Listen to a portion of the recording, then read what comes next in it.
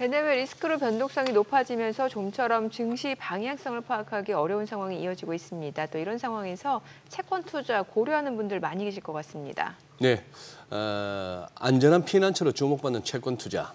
요즘 같은 장에서는 차라리 채권할까 싶은 생각도 많이 들 텐데요. 자, 오늘 GB투자자문 마경환 대표 모시고 채권 투자에 대해서 자세하게 알아보겠습니다. 어서 오세요. 네, 대표님. 안녕하세요. 예, 대표님 이게 투자자문사인데도 불구하고 마 대표님 오늘 채권 투자에 관해서 말씀해 주신다고 주식이 아니고. 네, 맞습니다. 아니 그러면 회사의 고객들도 그럼 채권 투자를 하시나요?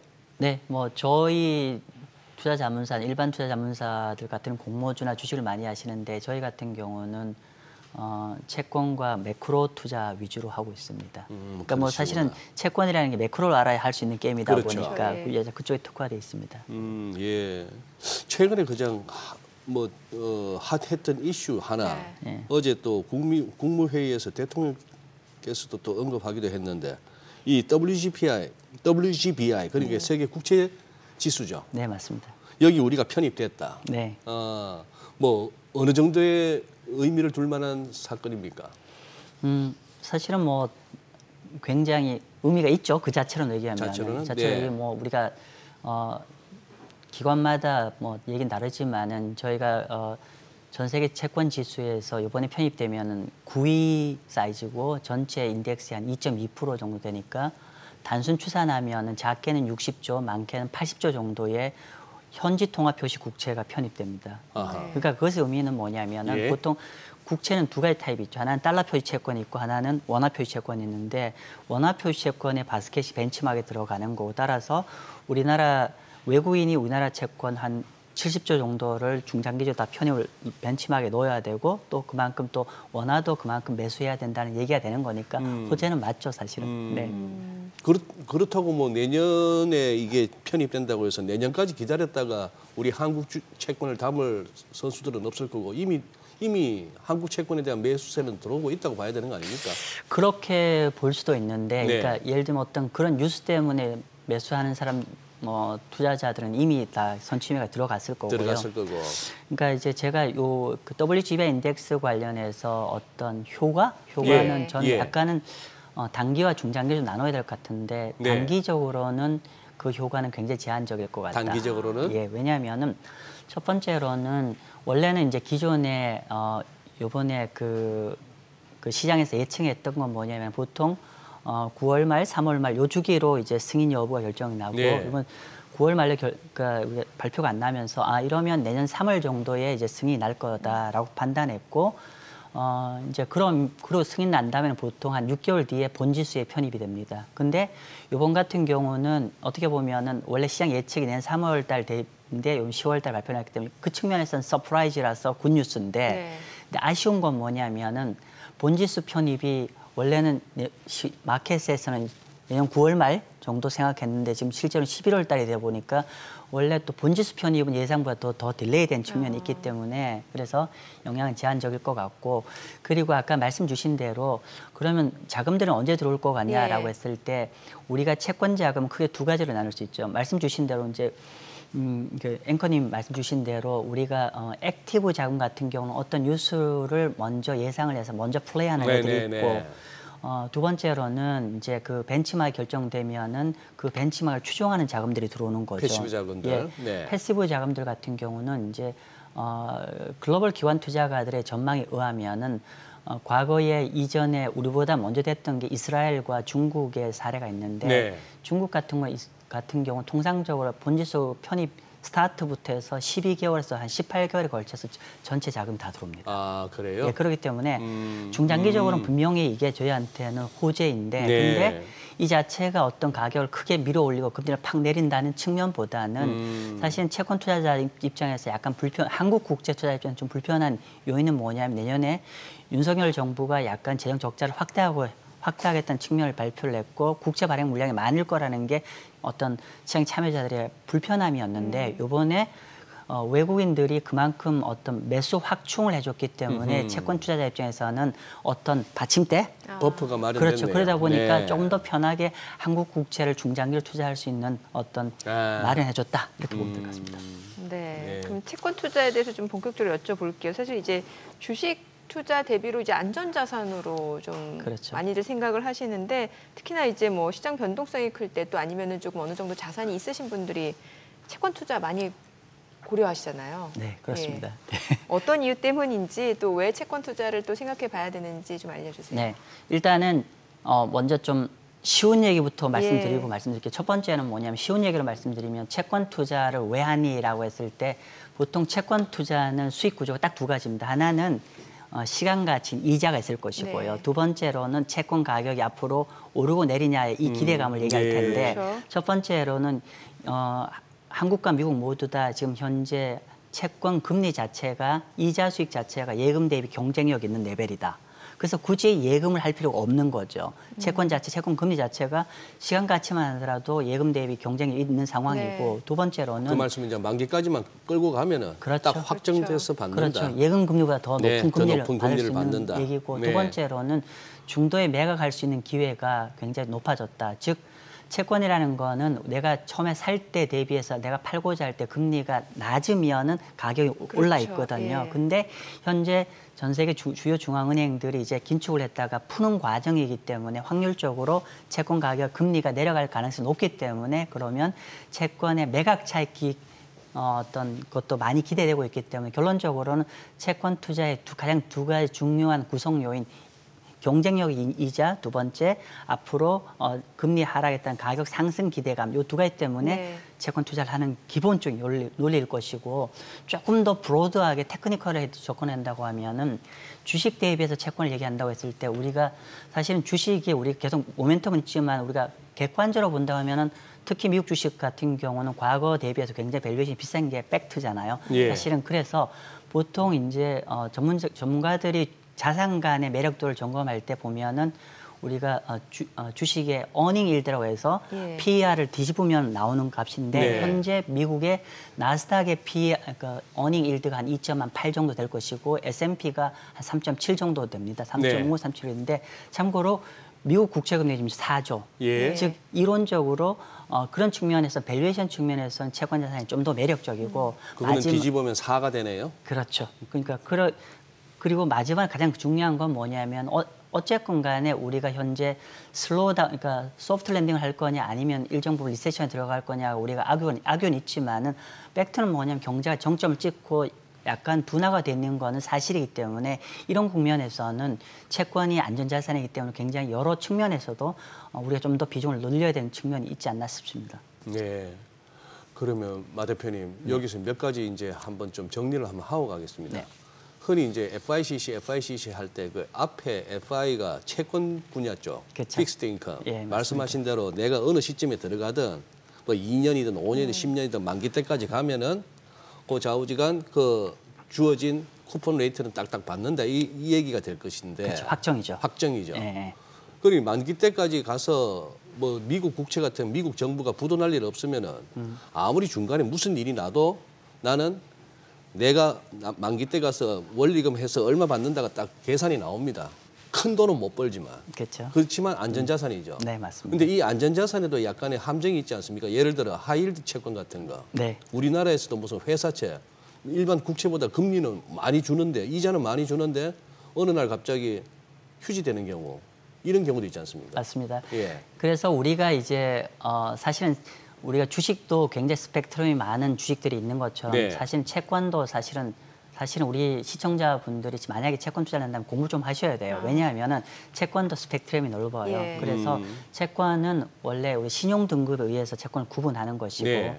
가장 안전한 게 국채죠. 그리고 방금 이제 앵커님 말씀 주신 거는 WBR의 채권을 우리가 하이힐드 채권이라고 하죠. 그래서 우리가 이제 가장 위에 안전한 국채와 하이힐드 채권은 비록 포장지는 같은 채권이지만 어떤 가격의 다이나믹스는 완전히 반대편입니다. 네. 즉 뭐냐면은 국채 같은 경우는 우리가 잘 알고 있는 바처럼 경제가 나빠질수록 가격이 올라가는 자산인 반면에 하이힐드 채권은 비록 금리는 훨 더 국채보다 높지만은 상대적으로 가격의 움직임은 아까 말씀 주신 대로 경제가 나빠지면 부도 리스크가 커지기 그렇죠. 때문에 오히려 주식처럼 가격이 확 밀리고 네. 반대로 그런 자산은 경제가 턴어라운드를 많이 한다고 하면 주식과 같은 방향으로 가격이 오릅니다. 채권 네. 불구하고. 예, 예. 그래서 그래서 우리가 채권을 한다고 해서 단순하게 모든 채권을 투자해야 되는 게 아니라 뭐 좀 표현이 그런데 조금 팁을 드리면은 금리가 낮은 채권 하십시오. 그만큼 또 안전한 채권이니까. 금리가 낮은 채권. 그럼 여기도 결국 하이 리스크 하이 리턴이네요. 그렇죠. 하이 리턴 하이 리스크. 그렇죠. 예. 그리고 왜 또 보면은 그 발행 주체에 따라 다르잖아요. 뭐 지방채, 국채. 그러면 이것도 투자자분들이 여기서 뭘 고려해야 되는지도 좀 알려주세요. 그렇죠. 아까 방금 제가 예. 좀 전에 국채를 우리가 구분할 때는 신용 등급으로 구분해야 된다라고 했는데 그 신용 등급이라는 게 결국은 발행 주체에 대한 평가니까. 예. 그러니까 얼마나 안전 친구냐 아니냐를 평가를 하는 거니까 사실은 우리가 보통 요걸 나중에 매트릭스로 이해하시면 됩니다. 예를 들면 국채 발행 주체가 국채라고 하면 당연히 등급이 트리플 A일 것이고 예를 들면 준정부면은 조금 낮을 것이고 뭐 그런 근데 그래서 큰 그림에서는 국가가 발행하는 것과 회사가 발행한 걸로 나눌 수 있을 것이고 그러면 당연히 발행 주체가 조금은 좀 덜 안전할수록 네. 금리는 더 높습니다. 그렇겠죠. 그래서 우리가 간혹 가다가 오늘 현재 내가 국채가 만약에 3%를 하는데 어떤 우리 증권사에 갔어요. 근데 5%짜리 채권을 얘기를 하는 예, 거예요. 예. 근데 여러 가지 얘기로 안전할 겁니다라고 하는데 사실은 PB들 그 말을 액면 그대로 믿으시면 안 되고요. 예. 이런 겁니다. 예를 들면은 오늘 국채금리가 3%는 동일한 만기 채권이 10년짜리가 국채는 3%인데 지금 제시받은 게 5%라고 하면 사실 그 2%만큼이 더 위험한 채권이라는 걸 꼭 명심하고 투자하시길 바랍니다. 예. 예. 지금 그러면 대표님 그 고객들 이제 채권 투자 위주로 이제 GB투자자원이 운용된다 하셨는데 네. 국내 채권만 하시나요? 아니면 해외 채권도 하시나요? 전체 다 합니다. 전체 다. 예. 야 이게 이제 지금 우리 국내 채권만 갖고도 스펙트럼이 넓다 하셨지만 아닌 말로 브라질 채권만 해도 네. 내 이걸로 돈 벌었다 하시는 고액 자산가 분도 많고 브라질 채권 때문에 내 망했다 하시는 분들도 많아요. 예. 어느 시점에 네, 맞아요. 거기다 여기는 또 환율까지 개입되니까 맞습니다. 맞습니다. 굉장히 머리 아픈데. 네. 자 그리고 또 다소 그것도 있고요. 이거는 돈 많은 사람들이 하는 거 아니야? 맞아요. 요즘 그러면 예. 조금 이렇게 뭐 몇백만 원 갖고도 가능한 거예요, 이거? 가능하죠. 가능해요. 가능하죠. 예. 그러면 한번 요 채권 투자하려면 어떻게 준비하시라 이렇게 한번 팁을 주신다면. 일단은 이제 우리가 우리 사실은 주식 같은 경우는 우리가 다들 웬만한 기초 지식들이 있기 때문에 투자하는데 네. 별 어려움이 없어요. 그런데 이제 그러다 보니까 채권의 시장이 좀 부족하다 보니까 증권사나 특히 증권사죠. 증권사 PB에 의존하는 경향이 있는데 근데 뭐 좀 표현이 거친다마는 증권사 친구들을 100% 믿으시면 안 됩니다. 우리가 공부를 좀 하셔야 됩니다. 왜냐하면 증권사는 기본적으로 마진이 많이 난 상품 위주로 갈 수밖에 없어요. 예. 얘들 영리 기업이기 때문에. 그렇죠. 예. 그렇기 때문에 대전제는 우리가 채권 공부 조금 하십시오. 예. 채권 공부 좀 하시면 좋을 것 같고 두 번째로는 내가 만약에 채권 경험이 없다고 하면은 요즘 ETF란 제도가 잘 발달돼 있기 네. 때문에 국내 상장되어 있는 ETF가 다양하게 있거든요. 네. 예를 들면 한국 국채, 미국 국채, 또 단기 국채, 장기 국채, 또 하이리드 채권 굉장히 다양하게 많습니다. 그렇기 때문에 일단 소액으로 채권 ETF를 한번 투자해 보셔서 어떤 채권이라는 속성이 어떤 다이나믹스로 움직이는지를 조금 먼저 판단하시고 좀 투자를 하시면 어떻겠냐 좀 싶습니다. 네. 채권 ETF를 먼저 한번 네. 투자를 해봐라. 예. 소규모로. 예. 그럼 앞서 소장님 말씀해 주신 대로 이제 국채 같은 경우는 이제 나라별로 있잖아요. 네, 맞습니다. 근데 우리가 흔히 인식하기로는 미국채가 제일 안전하다. 이렇게 생각을 하잖아요. 네, 일단은 이제 그러니까 이 채권 ETF를 하실 때 가장 많이 선호하시는 건 미국 국채 맞습니다. 예. 근데 이제 저는 이렇게 얘기합니다. 만약에 여유가 있는 자산가라면 한국 국채와 미국 국채를 동시에 보유하기를 권해드리고요. 왜냐하면 목적이 조금 달라요. 예. 근데 만약에 내가 여유가 없는데 꼭 하나만 선택해라고 하면 저는 일반인이랑 조금 다른 얘기를 합니다. 네. 저는 미국 국채보다 한국 국채를 선호합니다. 이유는요? 이유는 불행히도 국채가 잘 되려고 하면은 금리가 내려가야 되잖아요. 중장기적으로. 국채 가격이 올라가니까, 예. 금리가 중장기 내려간다는 건 상대적으로 해당한 나라의 경제가 중장기적으로 안 좋다. 조금 저성장으로 빠져든다는 측면이 되겠죠. 그래서 미국 같은 경우는 경제의 다이나믹스가 전 세계 모든 리소스가 다 오는 나라이기 때문에 일시적 금리 내려갈 수 있겠지만은 중장기적으로는 금리가 크게 내려가기 어렵고 오히려 조금 올라갈 수 있는 여지가 있는 반면에 저는 한국 국채 같은 경우는 중장기적으로 보면은 뭐 그렇게 되지는 말아야겠지만 일본으로 가는 어떤 경로도 우리가 조금은 좀 상정하고 투자를 해야 되는 거 아니냐라는 생각을 갖고 있습니다. 예. 아까 이제 채권을 갖다 만기까지 쭉 갖고 가시는. 네. 요게 이제 뭐 채권 얘기도 하는 말로 그 캐리를 먹겠다는 그 내용이죠. 그렇죠. 그렇고 네. 아니면 이제 중간중간에 금리 상황에 따라서 채권 가격 변동까지 먹겠다. 네. 차이까지 먹겠다 하는 그건데 사실 개인분들 가운데도 심지어 국채 선물 거래하시는 분들이 있으시단 말이죠. 이거 무슨 뭐 코스피 선물 하듯이 시시각각 하루 중에 이걸로도 이제 하는데 대표님 보시기에 그러면 일반적인 우리 시청자분들 또 어느 정도 노후 자금 뭐 이런 걸 갖다 준비되신 분들이 집안에 금고 갖다 놓고 뭐 장롱에 둘 수는 없고 은행 갖고 가봐야 너무 그쵸. 그거 하고 네. 그렇다고 주식 하자니 잘하면 대박이지만 잘못하면 이것도 마음고생 심하고 네, 맞습니다. 그래서 이제 채권을 찾는단 말입니다. 어떻게 그러면은 이걸 샀다 팔았다로 가야 됩니까? 아니면 어떻게 권하시겠습니까? 네, 일단은 이제 우리가 그 조금 채권 하시는 분들의 제가 가장 첫 번째 말씀드리는 거는 주식처럼 덤비시면 안 된다. 무슨 말이냐? 단타하시면 안 되고요. 최소한 우리가 채권을 한다는 건 최소 1년 정도 이상은 보유한다는 마음을 갖고 접근하기를 먼저 말씀을 드리고요. 두 번째로 우리가 이제 연배가 있는 분들 기준으로 얘기한다고 하면은 저는 기본적으로 그 만기 보유도 가능하면서도 예. 또 중간에 나한테 유리할 때는 매각 차익도 노릴 수 있는 이 두 가지 전략을 병행하는 걸 좀 권해드립니다. 그러려면 좀 구체적으로 상품까지도 한번. 예, 그러려면은 예. 일단은 미국 국채는 X입니다. 미국 국채는 바이 앤 홀드 하는 걸 좀 반대합니다.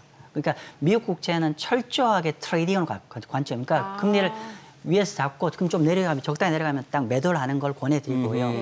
그리고 두 번째로 그러면 한국 국채는 아까 말씀드린 대로 그런 관점이 지금 예를 들면 지금 한 3.1 정도 되는데 뭐 한 1년 뒤에 2% 내려갈 수 있잖아요. 그러면 그때 매각해서 매각 차익을 기대하는 것도 좋은 방법이고 두 번째는 한국이 중장기적으로 금리 내려갈 수 있는 여지가 있기 때문에 만약에 한 10년, 20년짜리 국채를 만약에 바이앤 홀드를 갖고 있다고 하면은 현재 금리를 향후 10년 내 20년을 확정 짓는 형태가 되는 거죠. 네. 그렇기 때문에 한국 국채를 투자하는데 근데 이제 채권 투자하는 방법 크게 세 가지가 있습니다. 비이클로 얘기하면 첫 번째는 개별 채권을 할 수 있고 두 번째는 채권 ETF, 세 번째는 채권 펀드인데 근데 만약에 여건만 되신다고 하면 저는 ETF나 펀드보다는 개별 채권으로 개인 투자자 특히 연배가 있는 분은 투자하기를 권해드려요. 그 연유는 뭐냐면은 아까 말씀드린 대로 우리가 채권 투자를 했을 때 가장 큰 리스크는 뭐냐면 내가 투자한 이후에 예상치 않게 금리를 내릴 거로 기대했는데 예상치 않게 금리가 뜰 수도 있잖아요. 네. 그러면은 이거를 위험을 회피하는 방법은 만기까지 보유를 하면은 그거 관계없이 은행 예금처럼 확정이거든요. 네. 확정이죠. 그러려면은 개별 채권을 하셔야 돼요. 그러니까 개별 채권만 만기가 존재하는 거지 채권 펀드나 채권 ETF는 만기가 존재하지 않습니다. 네. 그렇죠. 그런 차이가 그 시세가 있고 왔다 갔다 두 하는 번째는 거죠. 뭐냐면은 세금 측면입니다. 개별 채권, 그러니까 채권 펀드와 채권 ETF는 이 배당 소득세와 종합 소득세가 되는데 차익이 났을 때 우리가 개별 채권 같은 경우는 중도 매각 차익이 발생하면은 비과세입니다. 그래요? 네. 그렇죠. 왜 그런 거예요? 마치 우리 국내 주식 비과세와 똑같은 걸 적용받는 것 같습니다. 그래서 사실은 이번에 금투세 시행되는 여부가 초미의 관심사였죠. 개별 채권 맞아요. 갖고 있는 제. 그래서 만약에 국내 주식 비과세가 유지가 된다고 하면은 개별 채권 매매 차익도 비과세고 근데 여기서 한 말씀만 더 드리면은 한국 개별 국채뿐만 아니라 미국의 개별 국채도 비과세입니다. 매매 차익은. 매매 차익은. 네. 그러니까 이 금투세 도입이라는 부분은 채권 투자하시는 분들에게도 중요합니다. 중요한 네. 결론이 대충 언제 난다고 예상하십니까? 금투세. 그걸 뭐 정치권 얘기라 근데 뭐 희망컨대 또는 현재 뭐 진행되는 과정을 봐서는 그냥 뭐 당장 내년에 시행은 어렵지 않겠어요. 예. 그러면은 채권 투자 고려하시는 분들 네. 당장 뭐부터 해야 되는지 좀 쉽게 알려주시고 또 이거는 정말 꼭 체크해야 된다라는 포인트가 있다면 어떤 게 있는지도 좀 알려주세요. 이게 보면은 두 가지가 되겠죠. 하나는 이제 내가 투자한 채권에 대해서 봐야 될 게 있을 것이고, 우리가 채권 투자라는 게 매크로 변화하기 때문에 매크로 지표 중에서 내가 뭘 봐야 될지 두 가지 정도 아주 심플하게 얘기를 한다고 하면은 채권에는 크게 세 가지를 보셔야 됩니다. 첫 번째는 만기 수익률이라고 해서 이건 무슨 말이냐. 이 채권 그냥 한 1년 갖고 있으면 시장이 네. 중립으로 갔을 때 얼만큼 기대할 수 있는지를 먼저 측정하셔야 될 거고, 네. 두 번째는 듀레이션이라고 해서 이게 시장 금리가 움직였을 때 내가 들고 있는 채권 가격이 얼마나 민감하게 움직이는지를 측정해야 될 것이고요. 세 번째는 이 채권이 아까 서두에 말씀드린 대로 이게 등급이 높은 채권인지 낮은 채권인지를 반드시 보셔야 된다. 왜냐하면은 경제 상황에 따라서 높은 등급, 낮은 등급 완전히 다르기 때문에 그 세 가지 점검하고 마지막으로 매크로 지표는 두 가지입니다. 네. 비록 우리 한국 국채를 투자하시더라도 미국의 노동 지표가 전 세계 어떤 개별 매크로 지표 중에 가장 중요하다. 그래서 미국의 노동통계청이 발표하는 노동보고서 그 안에는 난판페이로 비농업 부분이라든지 실업률 데이터들이 다 들어있죠. 예. 그게 매월 첫 번째 금요일인데 그건 꼭 보시길 바라고요. 두 번째는 물가 지표 CPI. 예. 그 정도 보시면 어느 정도는 채권 좀 기본적인 거는 우리가 할 수 있지 않을까 싶습니다. 매크로를 볼 때 어떤 걸 봐야 되는지까지 또 상세하게 알려주셨네요. 오늘 내용 잘 들었습니다. 고맙습니다. 네, 감사합니다. 네, 감사합니다.